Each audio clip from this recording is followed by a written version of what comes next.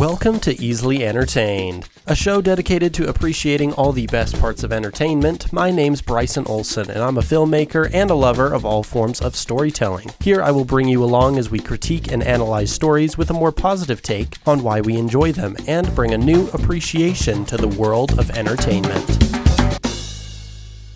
Welcome back to Easily Entertained. I'm your host, Bryson Olson, here to talk to you about entertainment. Today we are talking about the new show on Amazon Prime that's been out, I think, almost 2 weeks now, Fallout.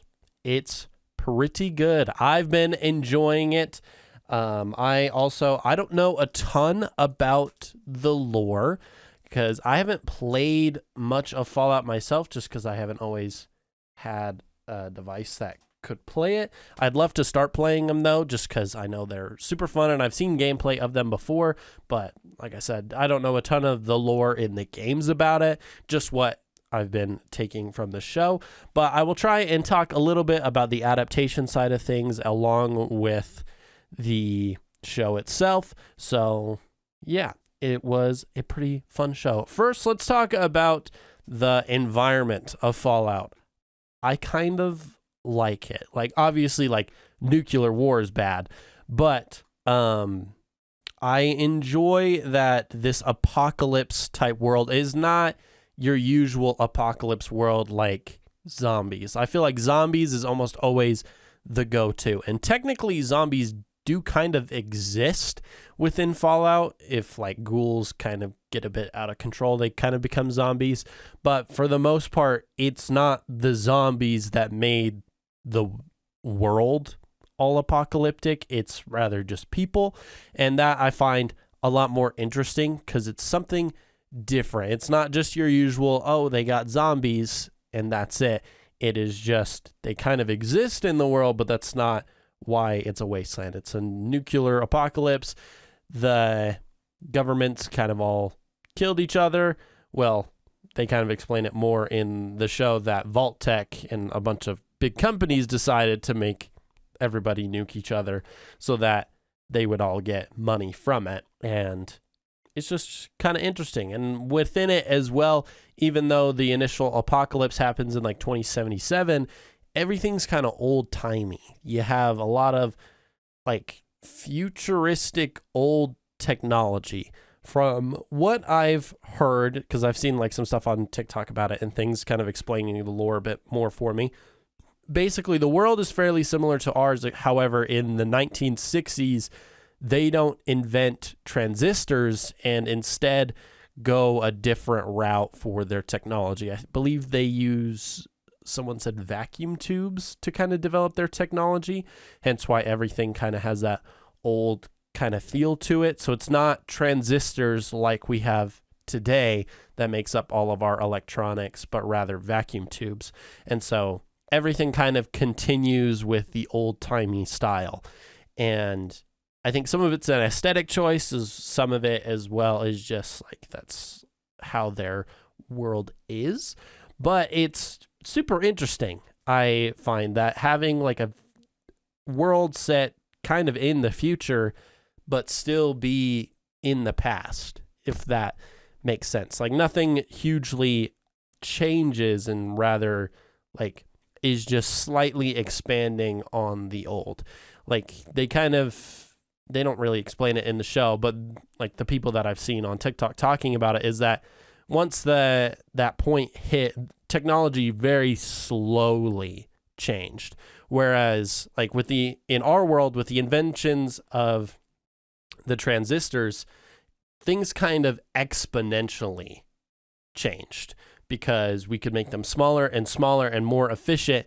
And that's why our technology has rapidly changed even just within the last decade.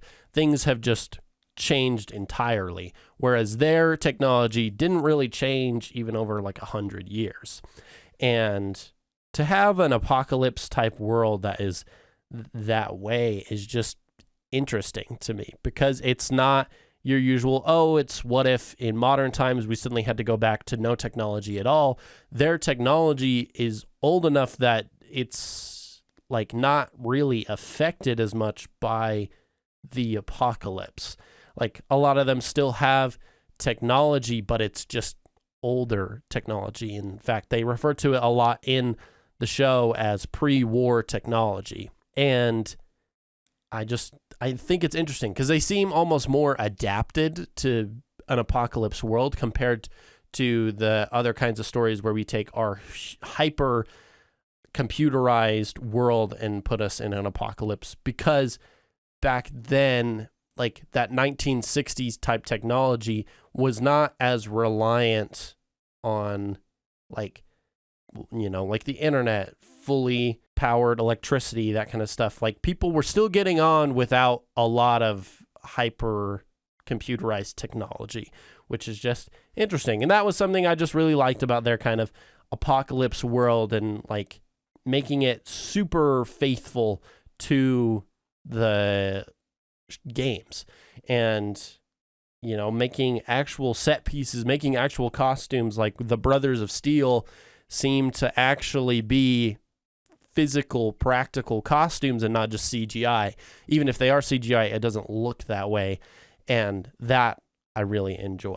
So I think, you know, you're getting some good, faithful aspects to the games. And to kind of go a little bit more on the faithful side of things, let's talk about how they use a gamer's perspective to tell the story. Because something that's kind of hard when you are adapting something to a different medium is finding a way to get the best of both mediums. And especially when you have video games transferring to like movies or TV, it is really hard to capture the biggest aspect of a game, which is the game experience. How do you take the player's perspective and put that into a movie? It's really, really hard to do that. But I think Fallout kind of did it in an interesting way by using kind of their two main characters, which was Lucy and Maximus. Maximus, I don't remember his last name. Lucy, I don't really remember either.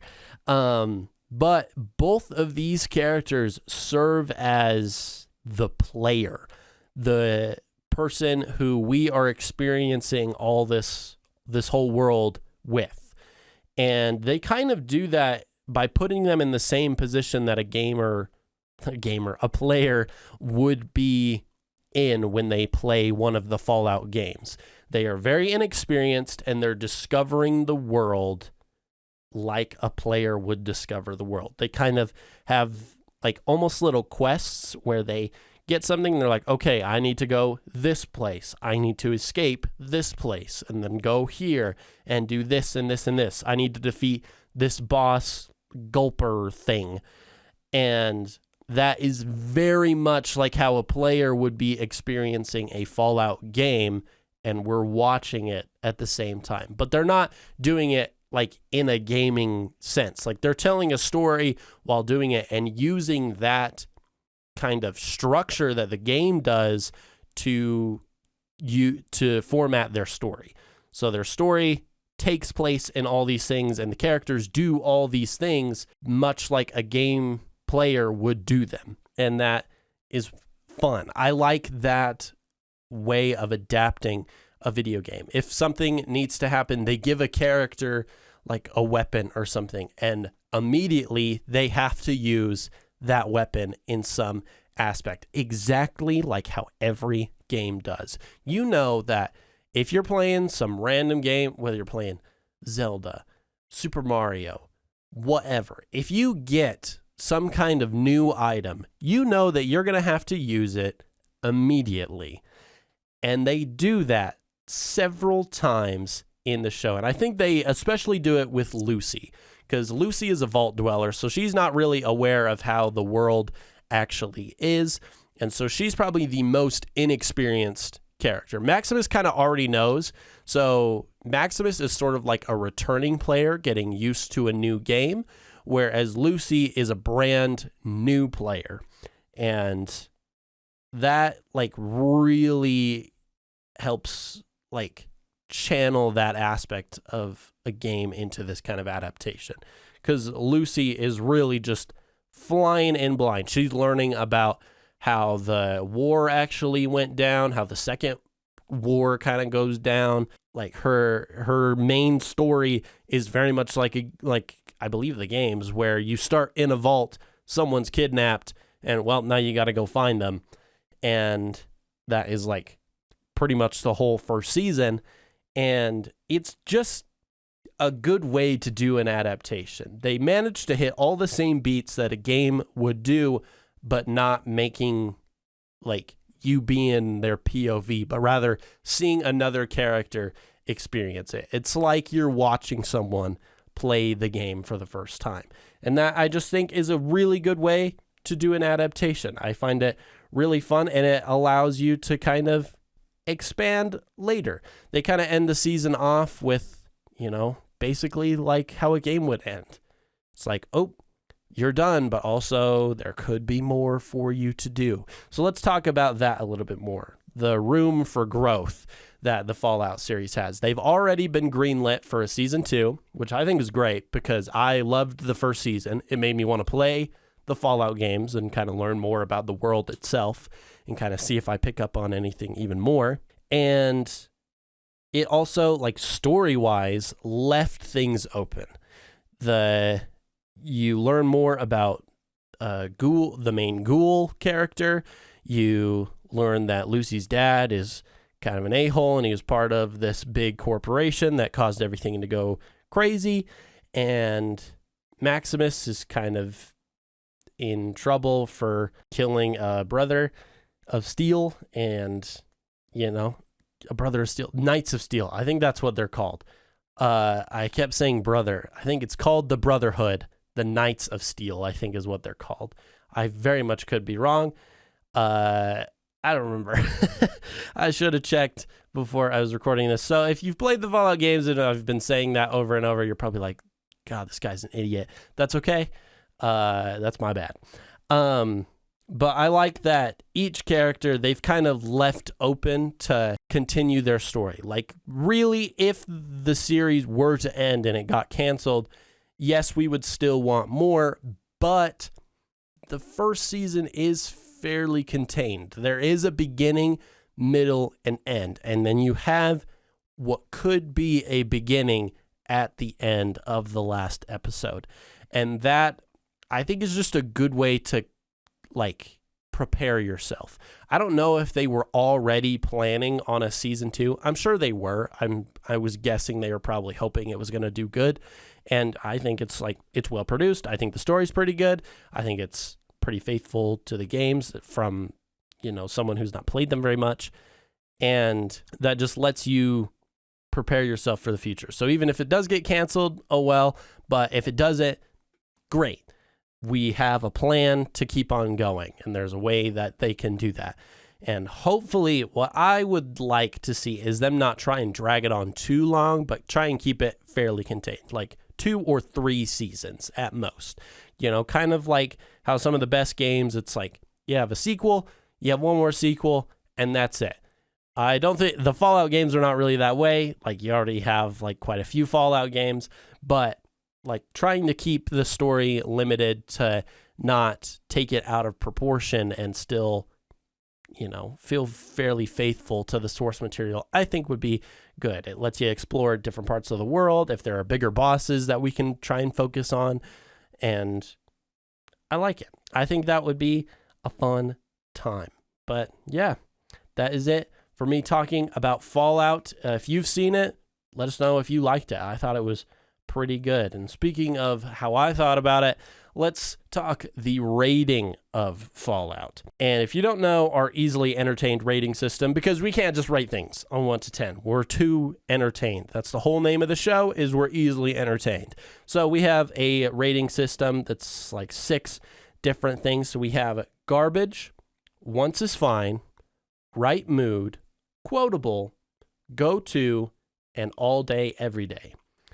And I would put Fallout, because I don't know all the lore yet and don't know exactly how faithful it is, but I'm still enjoying it quite a bit, I would put Fallout at a go-to.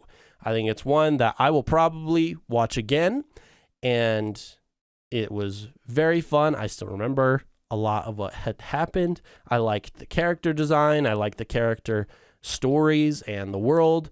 And, I just think it's good. So I would say Fallout deserves a go-to. And then before we leave, we have our question of the week. This one kind of puts you in the mind of the world, almost as a player as well, to kind of see what you would focus on. And if you've seen the show, it probably will help determine what you would pick or not. And that is, would you be a vault or surface dweller? Would you prefer the safety of the vault, but kind of have to deal with some of the corruption that comes from being basically owned by a corporation?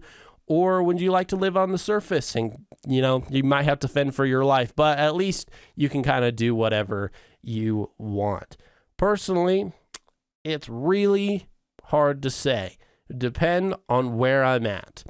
But I would probably go surface dweller, as long as I'm not a ghoul. But other than that, I think I would like being a surface dweller. I'd like to kind of roam around, kind of do my own thing and not really have to worry about that. Plus, I feel like it's going to get musty in the vaults. So that's my decision. I'd be a surface dweller. So let us know if you would be a vault or surface dweller. You can respond in the comments on Spotify, on Instagram, wherever. Just let us know. Would you be a vault or surface dweller? And thank you for listening to this episode. If you haven't already, please give us a follow or subscribe so that you can be notified of the latest episodes. Give us a follow on Instagram and TikTok to get even more fun entertainment things. And we'll see you in the next episode. Goodbye.